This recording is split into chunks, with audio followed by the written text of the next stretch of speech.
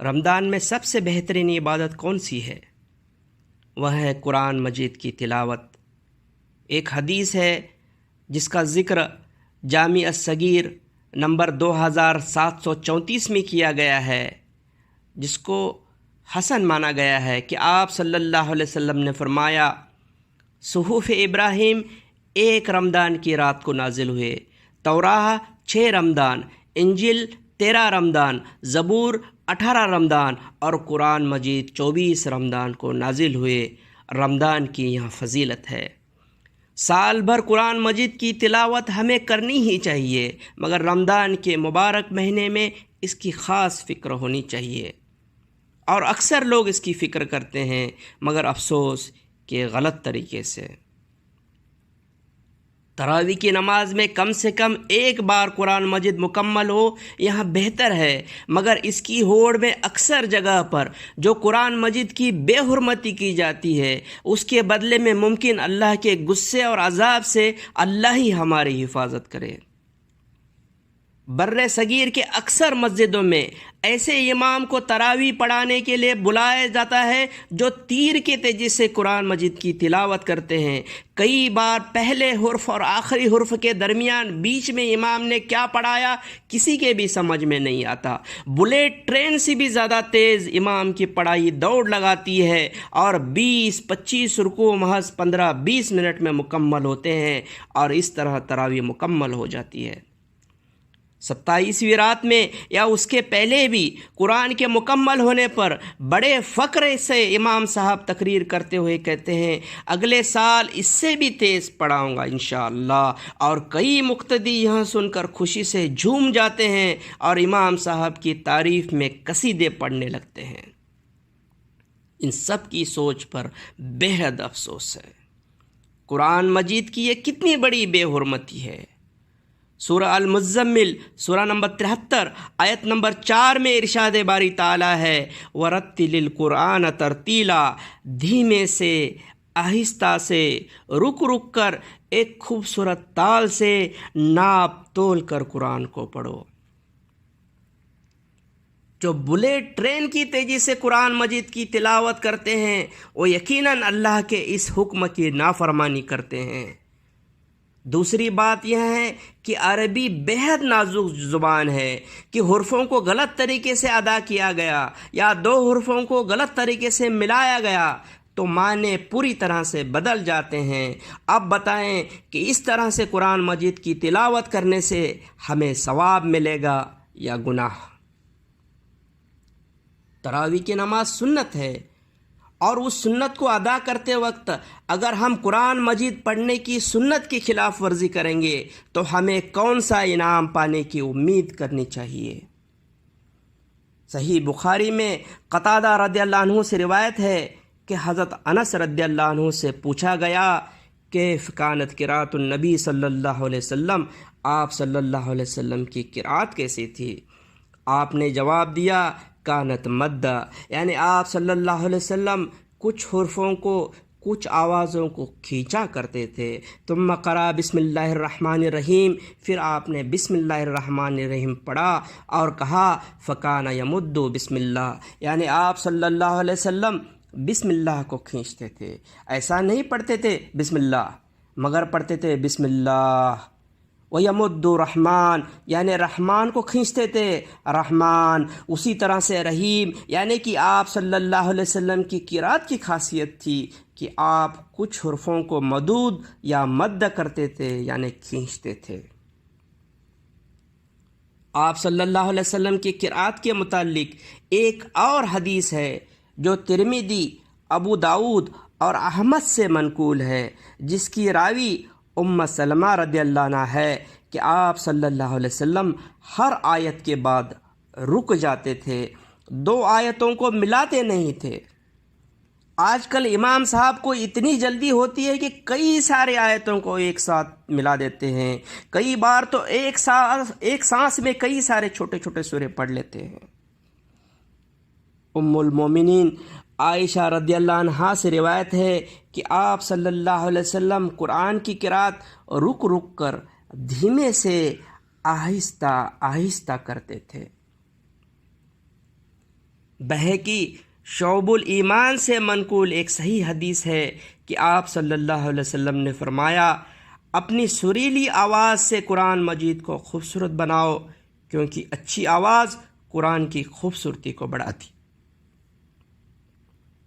صحیح بخاری حدیث نمبر 7527 سے منقول ہے کہ آپ صلی اللہ علیہ وسلم نے فرمایا، جو قرآن کی قرأت سریلے خوبصورت آواز سے نہیں کرتا وہ ہم میں سے نہیں۔ عن ابی ہریرہ رضی اللہ عنہ قال قال رسول اللہ صلی اللہ علیہ وسلم لیس منا من لم یتغنى بالقرآن، جو قرآن کی تلاوت سریلی آواز میں نہیں کرتا وہ ہم میں سے نہیں۔ اپنی آواز کو خوبصورت کرنا، تحزن اور ترنم کے ساتھ پڑھنے سے قرآن مجید کی تلاوت دلکش اور خوبصورت ہو جاتی ہے اور نماز میں روحانیت آ جاتی ہے۔ قرآن جلدی جلدی پڑھنا، حرف کی ادائیگی کے بغیر پڑھنا قرآن مجید کی بے حرمتی ہے۔ سامعین کرام، قرأت کی سب سے اہم بات ہے تجوید کے احکام کا علم ہونا اور تجوید کے ساتھ صحیح قرآن مجید پڑھنا۔ اب ذرا ہم ہمارے چاروں اور نگاہیں دوڑا کر دیکھیں تو عجیب باتیں سامنے آتی ہیں۔ کچھ تو ویسے میٹھے آواز میں بات کرتے ہیں، مگر قرأت ایسی بے سری آواز میں کرتے ہیں استغفر اللہ کہ سن کر بدن پر رونگٹے کھڑے ہو جاتے ہیں۔ کچھ بہت تیزی سے پڑھتے ہیں اور کئی آیتوں کو ملا کر پڑھتے ہیں۔ تجوید کی تو اللہ ہی خیر کرے۔ ایک بہت عام غلطی ہے جو بڑوں سے ہوتی ہے، وَلَضَّالِّينَ وَلَضَّالِّينَ نہیں میرے بھائی، وَلَضَّالِّينَ زا نہیں دا ہے، الَّذِينَ نہیں الَّذِينَ ہے۔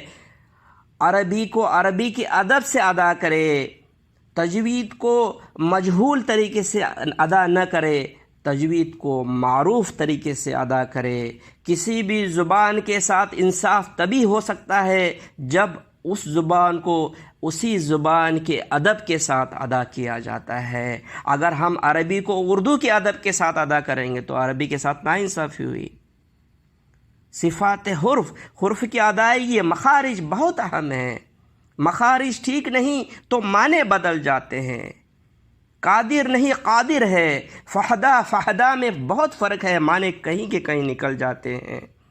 زیر زبر پیش کے فرق سے معنی بدل جاتے ہیں۔ انعمت علیہم آپ نے انعام کیا، انعمت علیہم میں نے انعام کیا، معنی کہیں کے کہیں بدل گئے۔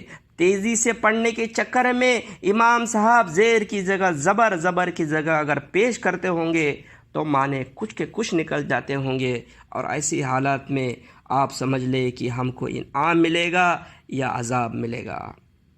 حروف ترقیق، تفخیم، حرف حلقی کا ادائیگی کا پتہ ہونا چاہیے، حرکت اور سکون کا پتہ ہونا چاہیے، کس حرف کو کتنا کھینچنا ہے یعنی مدود یا مد کرنا ہے اس کا پتہ ہونا چاہیے۔ غنہ قلقلہ کیا ہے، وقف کدھر کرے یعنی رکے کدھر، نون ساکن، تنوین، میم ساکن وغیرہ کے کیا قوانین ہیں، اظہار، اقلاب، ادغام، اخفاء کی کنسپٹ کیا ہیں۔ میں کئیوں سے یہ سوال پوچھتا ہوں تو مجھے اس کا جواب نہیں ملتا، مجھے بہت افسوس ہوتا ہے۔ امام صاحب امامت کر رہے ہیں، تجوید کا پتہ نہیں، حروف حلقی کیا ہے پتہ نہیں، تفخیم کیا ہے پتہ نہیں، ترقیق کیا ہے پتہ نہیں، حرکت کا پتہ نہیں، سکون کا پتہ نہیں، غنہ قلقلہ کا پتہ نہیں، وقف کدھر کرنا ہے پتہ نہیں، اظہار کا پتہ نہیں، اقلاب کا پتہ نہیں، ادغام کا پتہ نہیں، اخفاء کا پتہ نہیں، کسی چیز کا پتہ نہیں۔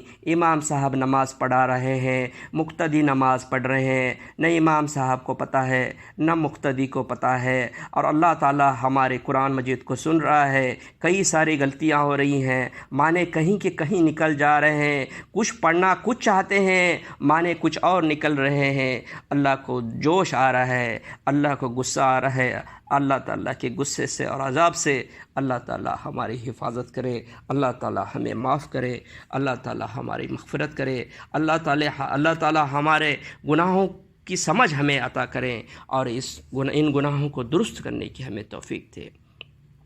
کچھ لوگ تو اڑ جاتے ہیں، کہتے ہیں کہ کوئی غلطی نہیں، جیسے ولضالین، میں نے کہا ولضالین نہیں، کہتے ہیں نہیں ولضالین نہیں، ولضالین نہیں پڑھوں گا، ولضالین نہیں پڑھوں گا۔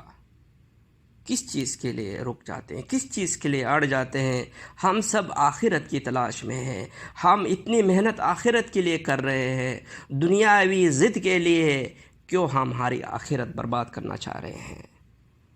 محترم سامعین، میں آپ سب سے گزارش کرتا ہوں کہ ایسے امام کو مقرر کرے جو تجوید کے ساتھ قرآن مجید کی تلاوت کرے، جن کی آواز سریلی ہو، جن کو مطلب اور تفسیر کا پتہ ہو، کہ جس کے وجہ سے ان کے قرأت میں وہ تڑپ اور روحانیت آ جائے، جو بھاگ دوڑ اور تیزی نہ دکھائے بلکہ سکون سے ہر عرف اور ہر آیت کا حق ادا کرتے ہوئے تلاوت کرے، اور اگر اس کے ساتھ ساتھ تقویٰ بھی ہو تو کیا بات ہے، سونے پر سہاگا ہوا۔